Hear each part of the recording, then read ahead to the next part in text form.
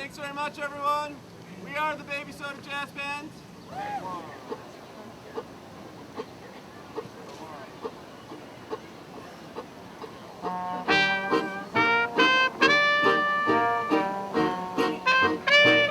This is a great band. I like their music, and I mean, they are great musicians. It's awesome. It's awesome. It's really good. We love it. They're very good at it. I remember the old days.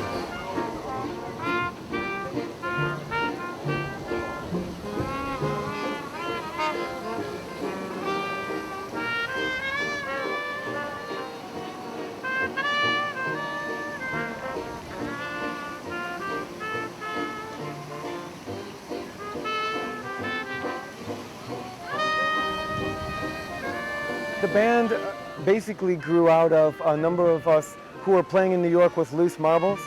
Loose Marbles was a band doing very similar, like this sort of same kind of music, New Orleans traditional jazz. And then in 2007, they basically decided to stay down in New Orleans. So Baby Soda became all of the musicians that were used to playing with Loose Marbles that wanted to stay in New York, that wanted to keep this going in New York.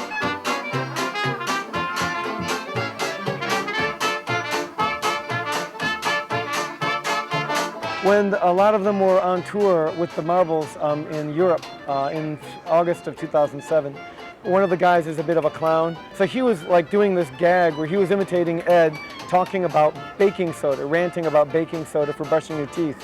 And baking soda somehow turned into baby soda.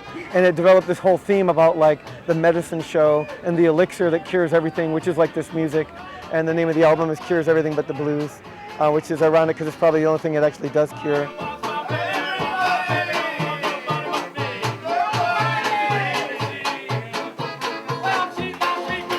But you know, it's just trying to kind of come up with a whole way of presenting this, you know, that's novel, not too academic.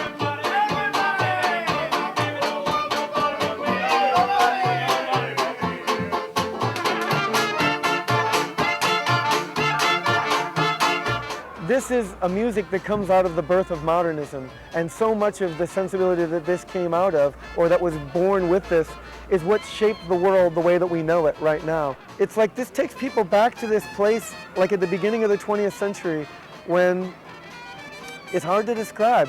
It's very fertile. It's just very fertile, and I think that it surprises people that like it's like it's 100 years old, and yet it's still so alive. And it's ironic that it's kind of having a rebirth now at the beginning of the 21st century. It's like it's being rediscovered, and a lot of people, musicians and audiences, are finding, oh wow, that's really fresh, that's really hot still, you know.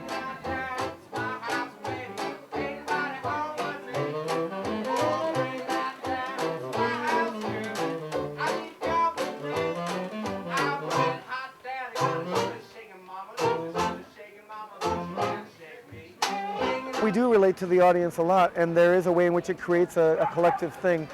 It's really important with the dancers, because originally this was also the music that gave birth to a lot of those old dance forms. And those dances, as I understand it, were born on the streets of New York and New Orleans and Philly, and places where people had no money. They were growing up in the Depression or in post-war years where things were tough, and you could be a young person with almost nothing, you know, but you could go out in the street and hear hot music and find a girl and learn to dance, and you know, you didn't really need a lot, you know, a little bit of money for some Coca-Cola or whatever. It's like you're having, you know, you're king of the world. I mean, you know, because you can Lindy and you've got great music. You know, you don't really need much.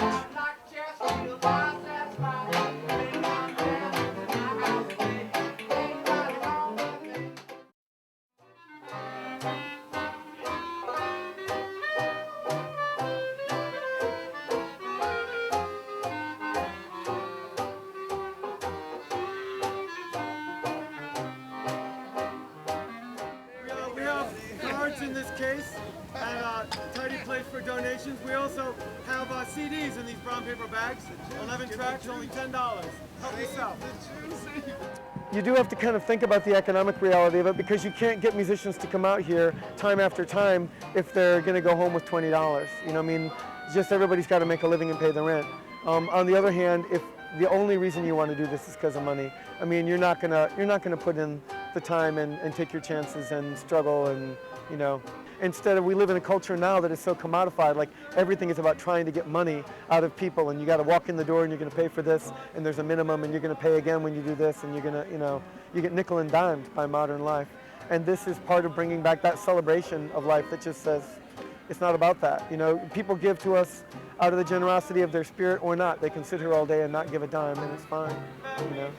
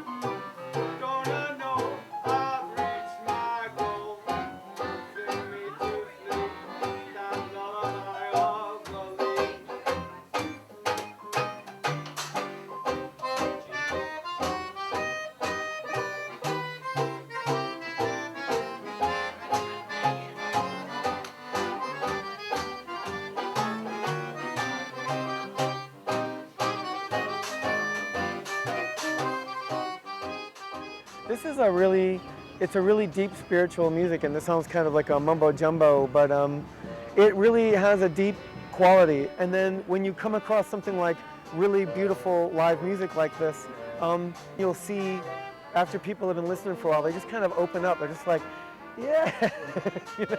And there's not enough of that in life.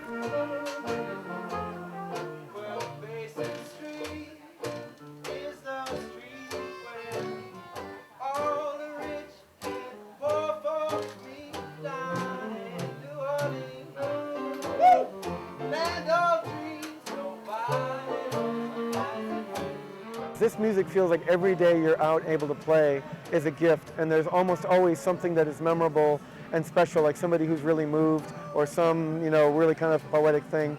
And this feels in a way like you're given this great opportunity to both kind of like heal yourself and also heal the world, you know, because if you can connect people to being in the world, to the surprise of finding something like this, it's part of making people, you know, kind of sane, you know, and grounded. And especially I feel that way with kids, where these are kids that maybe they've only heard iPods, they've only listened to CDs or whatever. They come out to the park and you just see how it affects them. Like they bug out. Like all these people are loving the music, and here's like a little baby, and they have him all bundled up like he's strapped into his stroller, like his life is totally, you know, locked in. And he's like, can't be more than like 18 months old, probably not even, you know. And he's sitting there, can't move any part of his body, and he's going like this to the music. And it's like totally rocking out. It's like totally gets it, you know. And he's like at this serious expression, like, what is that? What is that? You know, it's like, man, you feel like, you know, you changed that person's life. Who knows what that's going to be like for them, you know? And it's a beautiful thing to be able to do that and to share that with people. It feels like a spiritual path.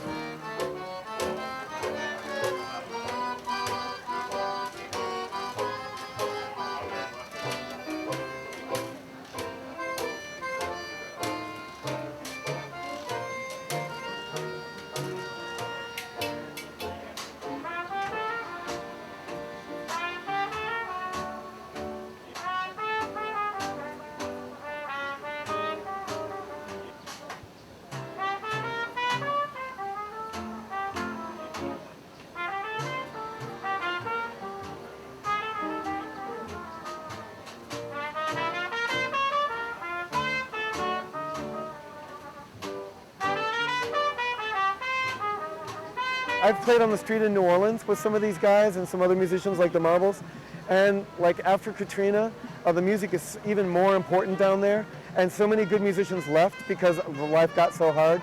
So when you play on the street down there, sometimes you'll just have, You know, like I get choked up just thinking about it. But you'll have experiences where like you're playing a song, and there's some older black gentleman walking along, and he's just, you know, dancing along, listening to the music, and he gets in front of the band, and he bursts into song and like sings a complete chorus along with what you're doing, just like belts out the vocals, and then just keeps on walking down the street. And it's such a part of people's lives, and it's so appreciated. And you'll have like older folks in the city come up to you crying and putting money in the case because they're like, thank you so much for being here. Like, you're saving people's lives, you know? Now Basin Street is the street where all the rich and the poor folks meet down in New Orleans, baby. That's the land of dreams. Nobody knows the night it seems, so just how much it really means. So Basin Street is the street where all the young and old folks meet. Oh, look at that street sign, I'ma make you mine. Oh. I guess one of the things that I've often felt and that comes up in playing this music and a lot of music is that it reconnects you just to the joy of like, wow, it's a fantastic day. The park looks spectacular. The leaves are in full leaf and the birds are out and the babies are dancing, and you know, there's just something about being a human being and being alive. There's so much in life that's just propelling you onto the next thing, onto the next thing. You're always behind, and the next thing you know, you're old and you're still in debt and you haven't done what you wanted to do and time is up, you know, and you need to be reminded that that's not a way to live.